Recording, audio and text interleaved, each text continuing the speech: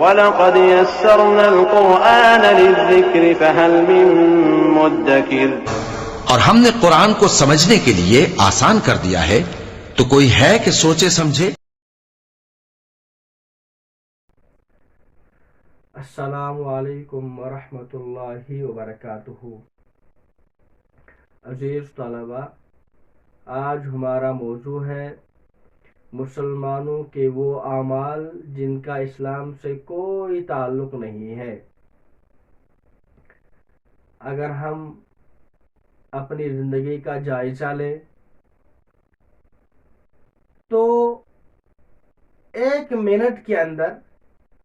یہ واضح ہو جاتا ہے کہ ہماری زندگیوں کے اندر، مسلمانوں کی زندگیوں کے اندر ایسے ہزاروں اعمال ہیں جن کا اسلام سے اور دین سے دور دور تک کا کوئی بھی واسطہ نہیں ہے، لیکن مسلمان ان کو کر رہے ہیں۔ اس کی کیا وجہ ہے؟ اس کی وجہ یہ ہے کہ جو ہمارے غیر مسلم برادران ہیں وہ مورتی کی پوجا کرتے ہیں، وہ بتوں کی پوجا کرتے ہیں۔ ہم اگرچہ اس کو غلط مانتے ہیں، لیکن ہمارے جو مسلمان کچھ کم علم ہوتے ہیں یا جن کو دین کے ساتھ زیادہ دلچسپی نہیں ہوتی ہے، ان کاموں کو یا ان اعمال کو وہ ہلکا یا معمولی سمجھتے ہیں اور کبھی انجانے میں ایسا کام کر دیتے،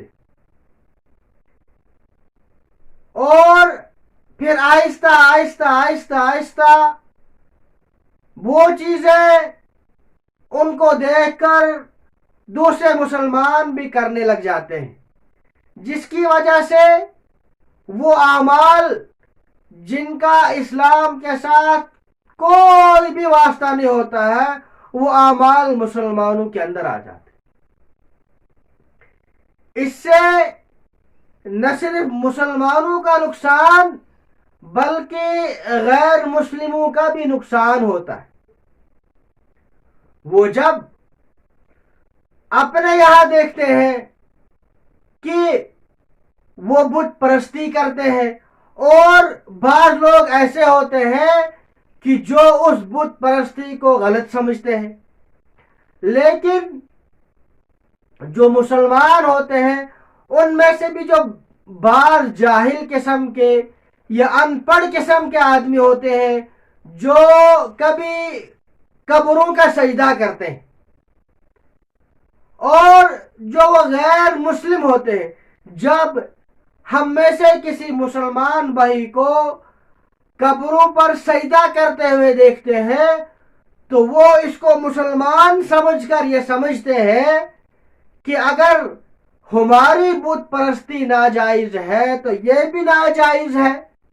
اگر ہماری بت پرستی جائز ہے تو یہ بھی جائز ہے۔ اس سے جو غیر مسلم ہوتے ہیں وہ ایسے لوگوں کو مسلمان سمجھ کر یا مسلمانوں کا ترجمان سمجھ کر، ان کو دین کا داعی سمجھ کر یا مسلمان سمجھ کر، ان کو بھی غلط فہمی ہوتی ہے، جس کی وجہ سے وہ دین میں داخل نہیں ہو سکتے ہیں۔ تو جو ہمارے آس پاس کے غیر مسلم برادران ہیں ان کے اندر ایسے بہت سارے اعمال ہیں، ظاہر ہے وہ مسلمان نہیں ہے تو وہ ایسے اعمال کرتے ہیں جن کا اسلام سے، دین سے کوئی رشتہ نہیں ہے، کوئی واسطہ نہیں ہے، اور ہمارے